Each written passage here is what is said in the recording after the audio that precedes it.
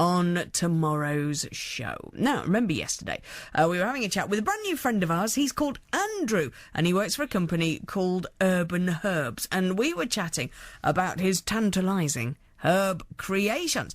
And I said, well, the thing with these herbs, like pineapple sage, for example, they'd go nicely in a cocktail. Now, I love making cocktails. It's one of my sort of hobbies at home, jiggling about with things and seeing what you can come up with. Is why my eyes are permanently pink. Everybody just assumed I was an albino hamster. No, I'm not. It's because I dabble in the world of cocktails.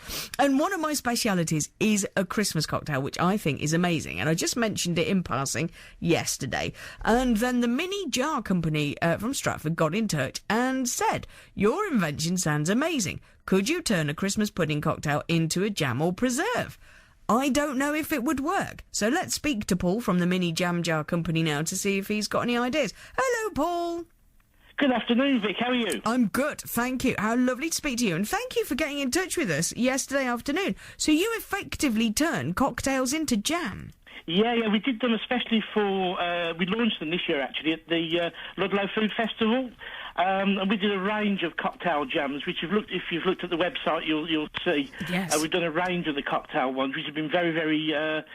very good for Christmas time as presents. Well, they sound absolutely delicious. For example, they are actually made as a cocktail. And then we turn them into either a jam, a jelly, or a chutney.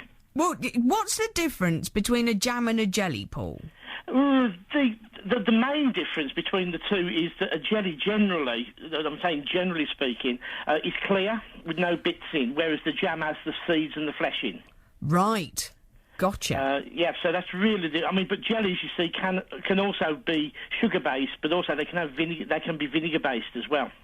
Oh, right. So they're a little bit of an in-betweener. Ah, I see. So they're kind of straddling the line a little bit. Yeah, they straddle the line, really. You can have a sweet jelly, or you can have sort of a vinegar-based jelly. Like the chili, you get the chili jellies. Chili jellies. We do a range of those as well. We do help run the Birmingham Chili Festival. Yeah. Which this year is going to be the 19th and 20th of September in Brindley Place. Mm. And I have the privilege of running the chili eating contest. So we do some nasty things to people, like give them naggers and Scotch bonnets that are filled with nagger preserve and stuff like this. Oh, that's mean. That's a mean thing to... Come along. Your fellow radio presenters at WM have actually done it, so perhaps you'd like to have a try. Well, I love chili, but I don't want to push myself too hard. But these cocktail jams sound amazing. Pina colada jam, that sounds absolutely delicious. I tell you what, whiskey and dry marmalade.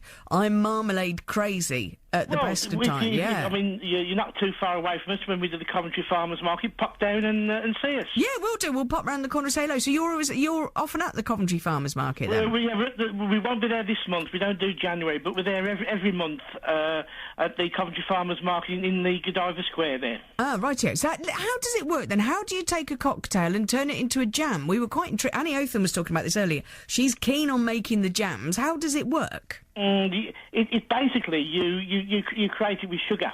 Right. Yeah? But you have to, because obviously the alcohol has to be at a certain level. If it's too high alcohol level, they obviously won't set. Although we do produce our own pectin, you see, from crab apples that we actually boil down and produce our own pectin. Oh, right. Okay. So that's how that's done. So do you make up the cocktails, kind of put the ingredients together and then just add sugar? We make them as you would make the cocktail. Yeah. And then basically we turn them then into a jam by adding the pectin. So and that's it. And are they... Well, there's a few other bits and pieces, but in essence that's it. Yeah. Okay, so how does it taste then? Does it taste alcoholic? Is there any alcohol in there? Yeah, it tastes as the cocktail. It tastes as the cocktail. Oh my goodness! I can't really say too much because you never know. Blofeld might be listening to us. I'm sure he does. Actually, our show is a magnet for baddies. See, I'm on the market with Andrew. You see, so I was the one that gave him the nickname as Bond. Ah, I see. You see, and he calls me Q. Oh, right. So you're the sort of technological genius. And this is Andrew, who was on yesterday from Urban Herbs, and everybody knows him as Bond. As Bond, that's right. You see, so I'm Q. So that's the way it goes. You love each other a little bit, don't you? We're sensing We do that. get on very well. Yeah. And my wife, Lynn, who makes all the preserves, she's Emma. Oh, is she? Yes. Oh, she's in that's right. charge. Oh, I'm unalive. So listen, my Christmas cocktail then. Right, Yeah, here's... going back to your Christmas cocktail, we're actually developing at the moment. We're actually developing two cocktails. Ah, okay. One we sort of called it Love Heart. We do a lot of these mini jars. They go especially well for wedding favours. Okay.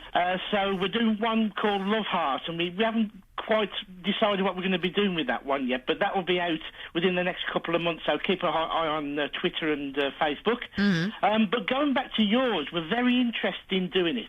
Oh, okay. Well, if I tell you what's in my cocktail, then for the benefit... We've already got the... No, I know you have, but the listeners haven't, have they, Paul? This is sorry. radio, yes, so shush right. now. So if I tell you then what's in the cocktail, shush, Paul, put shush. Okay, so in the cocktail, we've got a measure of... I'm turning him off. No, I'm not really. We've got a measure of Christmas pudding vodka, which is vodka that I make by... I just slosh it in with mincemeat, leave it for ages to steep, and then strain it through. So you get that lovely fruity flavour. And then I put in a measure of cherry brandy, a splash of triple sec, and you pour that over ice in a cocktail shaker. It's really important. It has to be dead cold. Shake it over the ice, and then pour it into the cocktail glass with a few drops of cassis, and then I add a twist of peel as well. Right. So it keeps it quite citrusy. So it does taste really Christmassy and spicy. So what can you do with that? What can you keep in? What can you take out? Well, we're going to keep the whole lot in. Oh, lordy.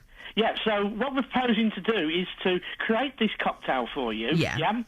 And then we'll obviously give you some samples to have a try to see whether it actually tastes the same as your cocktail. Okie dokies, yeah.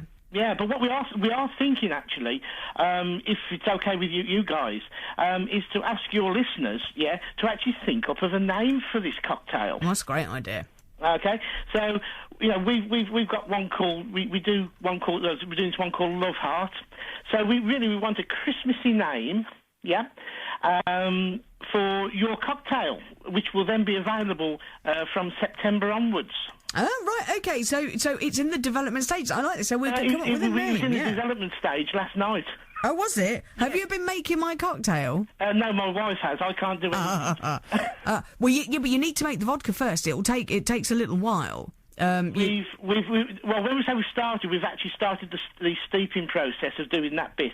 Right. Okay. Fabulous. So, what we're going to do then is actually try and get your listeners, if they want to log on to the Mini Jar website shortly, there'll be a page there that they can actually send us in these names. Then what we're going to do is to do a draw in April, for the winner, and we're going to be presenting the winner at Stratford Farmers Market, if that's okay with them, to a basket of preserves and herbs presented by Andrew from Urban Herbs. Oh, how lovely. Well, we'll keep an eye on your competition then and see how it goes. And it sounds like loads of fun. So it'll be interesting to see how it works. And as an aside, by the way, for people who don't like their cocktail so sweet, occasionally I replace the cherry brandy with just bourbon. That's really nice as well. So if the cherry brandy's too sweet, because I don't know how it's going to work as a jam, but I'll leave that to you. You deal with that. But when you come over, you'll have to try in that case, our bourbon marmalade. Oh, will do.